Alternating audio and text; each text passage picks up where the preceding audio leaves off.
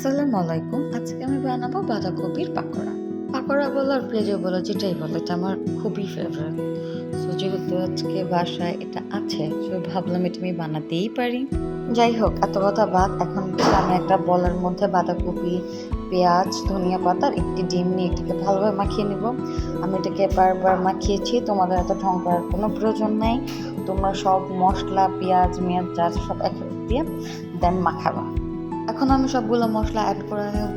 So আমি এখানে হলুদ, মরিচ, জিরা, বেকিং পাউডার একটু দিয়েছি যাতে এটা মচমচ হয়। সো আমি এটা কোনো মেপে দিচ্ছি না, আমি আমার মন মতো দিচ্ছি। তোমরা তোমাদের মতো দিও, কারণ আমি কোনো মেজারমেন্ট করে তো মেপে মেপে দিই না।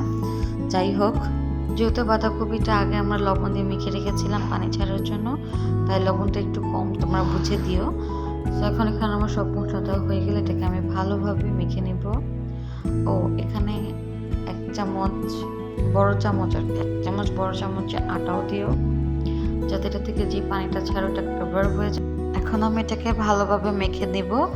ও মাখার মাঝখান দিয়ে মনে হয়েছে আমি আদা বাটা রসুন বাটা দিয়ে নিই, তাই আমি এক চামচ আদা বাটা রসুন বাটা দিয়ে আবার ভালোভাবে মেখে নিয়েছি। এখন আমাদের মাখা শেষ।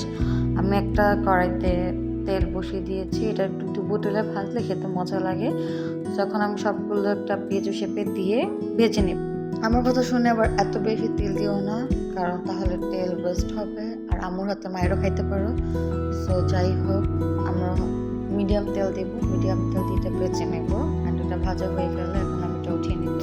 অ্যান্ড এটা খেতে খুবই মজা হয়েছিল। এটা মনে করো আমি ভাজতে দেরি, উঠাইতে দেরি, বাট এটা খাইতে দেরি না। সবগুলোকে যে ভাজা শেষ, এখন আমি এগুলো সব উঠিয়ে নিব।